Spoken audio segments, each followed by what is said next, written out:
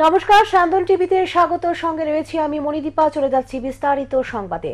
অবৈধ ভারতীয় ভূখণ্ডে অনুপ্রবেশকারী ৩ জন বাংলাদেশি আটক হয় পুলিশের হাতে। মঙ্গলবার রাতে তাদের উত্তর জেলার ধর্মনগর রেলওয়ে স্টেশন থেকে আটক করেছে জিআরপি। এই ৩ জনের মধ্যে 2 জন মহিলা ও একটি শিশু রয়েছে। 2 মহিলার নাম যথাক্রমে সালমা বেগম এবং তাহিরা বেগম। তাদের বাড়ি বসিরহাট জেলার অন্তর্গত মৌলভীগঞ্জ থানার আমতলী গ্রামে। এদিন রাতেই জিআরপি তাদের ধর্মনগর থানার হাতে হস্তান্তর করে। ধর্মনগর থানার পুলিশ তাদের জিজ্ঞাসাবাদ শুরু করেছে। তদন্ত করে দেখা হচ্ছে তারা কি কারণে বেআইনিভাবে ভারতে প্রবেশ করেছে। তবে ভারতে অনুপ্রবেশ সীমান্ত ভেঙে প্রতিনিয়ত চলেছে। প্রশাসনের কঠোর নজরদারির অভাবে চলছে এই অনুপ্রবেশ। সালমা কিতা বাংলাদেশ কোনখানে বাসা তোমার? হ্যাঁ বুঝছি না। আচ্ছা, বয়স কত? বরিশাল তো বুঝছি না। কোন দিকে ঢুকছো জানো না?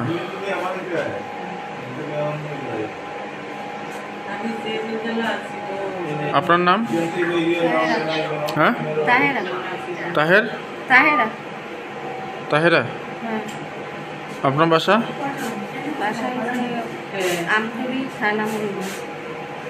আর আপনার মেয়ে নেই? নাতির নাম? আপনারা কই যেতে আসছেন?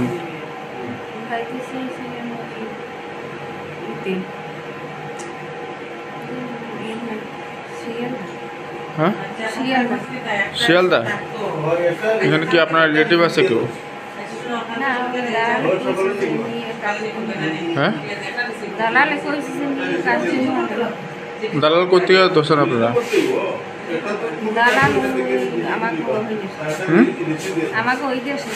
ককবরক ভাষার পরীক্ষার রোমান হরফে লেখার বিষয়ে বিভিন্ন রাজনৈতিক দল থেকে শুরু করে ছাত্র সংগঠন বহু জল ঘোলা করেছে।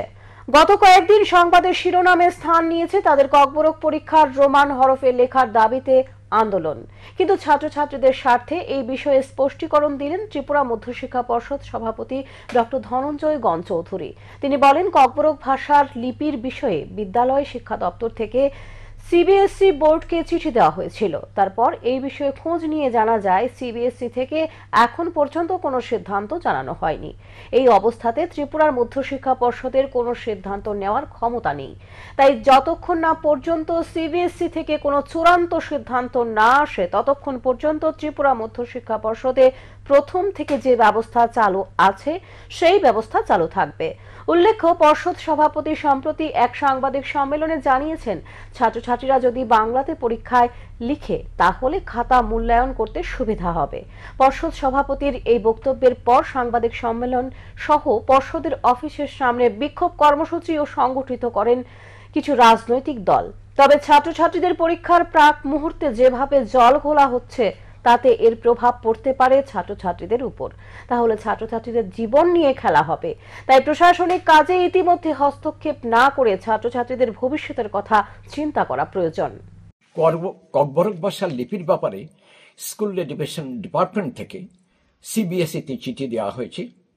আর যতটুকু আমি খবর নিয়ে জানতে পেরেছি, সিবিএসই থেকে এখনো অবধি কোনো সিদ্ধান্ত আসেনি।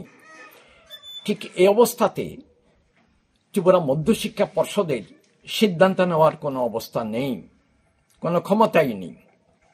কাজেই যতক্ষণ না পর্যন্ত সিবিএসই থেকে কোনো সিদ্ধান্ত না আসে ততক্ষণ পর্যন্ত ত্রিপুরা মধ্যশিক্ষা পর্ষদে প্রথম থেকে যে ব্যবস্থা চালু আছে সেটাই চালু থাকবে। তথ্য ও সংস্কৃতি দপ্তরের কনফারেন্স হলে বুধবার স্টেট লেভেল কালচারাল অ্যাডভাইজারি কমিটির এক গুরুত্বপূর্ণ বৈঠক অনুষ্ঠিত হয়। বৈঠকে পৌরোহিত্য করেন স্টেট লেভেল কালচারাল অ্যাডভাইজারি কমিটির ভাইস চেয়ারম্যান সুব্রত চক্রবর্তী। উপস্থিত ছিলেন তথ্য ও সংস্কৃতি দপ্তরের অধিকর্তা বিম্বিসার ভট্টাচার্য সহ অন্যান্যরা। স্টেট লেভেল কালচারাল অ্যাডভাইজারি কমিটির ভাইস চেয়ারম্যান সুব্রত চক্রবর্তী সাংবাদিকদের মুখোমুখি হয়ে জানান, রাজ্য জুড়ে তথ্য ও সংস্কৃতি দপ্তরের যে সকল সাংস্কৃতিক কর্মকাণ্ড হয়ে থাকে সেইগুলিকে পরিচালনা করার জন্য রাজ্য স্তরের কমিটির পাশাপাশি জেলা ও মহকুমা স্তরের কমিটি গঠন করা হয়েছে। সেই সকল কমিটির পদাধিকারীদের নিয়ে এদিন বৈঠক করা হয়েছে। সাংস্কৃতিক কর্মকাণ্ডকে আরো বেশি করে কিভাবে রাজ্যের বিভিন্ন প্রান্তে পৌঁছে দেওয়া যায় সেই বিষয় নিয়ে এদিন আলোচনা হয় বৈঠকে। তিনি আরো জানান, আগামী দিনে রাজ্য জুড়ে কি কি সাংস্কৃতিক কর্মকাণ্ড করা হবে সেই বিষয়ে এদিনের বৈঠকে একটা রূপরেখা তৈরি করা হবে। পরবর্তী সময় এই প্রস্তাব তথ্য ও সংস্কৃতি দপ্তরের অধিকর্তা এবং দপ্তরের মন্ত্রীর নিকট প্রেরণ করা হবে বলে জানান তিনি। সরকারের তথ্য সংস্কৃতি দপ্তরের উদ্যোগে যে সাংস্কৃতিক কর্মকাণ্ড গোটা রাজ্য জুড়ে আমাদের চলতে থাকে সারা বছর, সেই সাংস্কৃতিক কর্মকাণ্ডকে নিয়ে একটা state level cultural advisory committee যেমন থাকে, ঠিক তেমনি স্টেট লেভেল থেকে district level cultural advisory committee, sub division cultural advisory committee এই সমস্ত ফরমেশন হয়ে গেছে। তো বিভিন্ন ডিস্ট্রিক্টের সাব ডিভিশন কমিটির যেগুলি হয়েছে তার চেয়ারম্যান বাই ভার্চুয়াল পোস্ট জেলা সভাধিপতিরা হন, মেম্বার সেক্রেটারি হন ওই ডিস্ট্রিক্টের কনসার্ন যিনি আইসিএ ডিপার্টমেন্টের আধিকারিক আছেন তিনি। তো ওনাদের সবাইকে নিয়ে আজকে আমরা এখানে আইসিএর কনফারেন্স হলে বসেছি একটা গুরুত্বপূর্ণ আলোচনায়, যেখান থেকে রাজ্য সরকার যেটা চাইছে, দপ্তর যেটা চাইছে যে সাংস্কৃতিক কর্মকাণ্ডটা আরও কী করে রাজ্যের বিভিন্ন প্রান্তে পৌঁছে দিয়ে যায় এবং সেখানে নতুন কোনো ইনক্লুশনের যদি দরকার হয়, কোনো জনগোষ্ঠী বা কোনো একটা অংশ যাদের কোনো একটা সাংস্কৃতিক কর্মকাণ্ডকে হয়তো বা এখনও অ্যাড্রেস করা হয়নি, এমন যদি কিছু থাকে কিংবা কোনো জায়গায় যদি মনে হয় কিছু অদলবদল করা দরকার, সেই সমস্ত বিষয় নিয়ে আগামী বছর সাংস্কৃতিক কর্মকাণ্ড কী কী হবে তার একটা রূপরেখা এখানে প্রাথমিকভাবে আজকে স্থির হবে। তো তাদের অলরেডি ডিস্ট্রিক্টের যারা আছেন সভাধিপতি সহ মেম্বার সেক্রেটারি এবং সমস্ত মেম্বাররা, ওনারা ইতিমধ্যেই একটা মিটিং করে তারপর এখানে এসছেন আজকে। ওনাদের একটা পরিকল্পনা আমাদের কাছে এখানে আজকে সাবমিট করবেন, তার উপর কিছু আলোচনা হবে, তারপর রাজ্য সরকার আমরা সেটা আমাদের কমিটি রিকমেন্ড করে পাঠিয়ে দেবে। তো মাননীয় মুখ্যমন্ত্রী সহ ঊর্ধ্বতন কর্তৃপক্ষ যারা আছেন যতটা সম্ভব ইনক্লুড করা সেটা ইনক্লুড করবেন, যতটা রিশাফল চাইছেন যেখানে যেখানে সম্ভব করলে ভালো হবে সেই রিশাফলিংটাও হবে, এবং তার বাইরে রেগুলার কিছু এজেন্ডা থাকে আমাদের, সেই এজেন্ডা নিয়ে আজকে আলোচনা হবে। 2024 কৃষ্ণা ডায়মন্ড এবং গোল্ড জুয়েলারি সূক্ষ্ম গহনা শিল্পের একটি শোরুমের উদ্বোধন হয় বুধবার।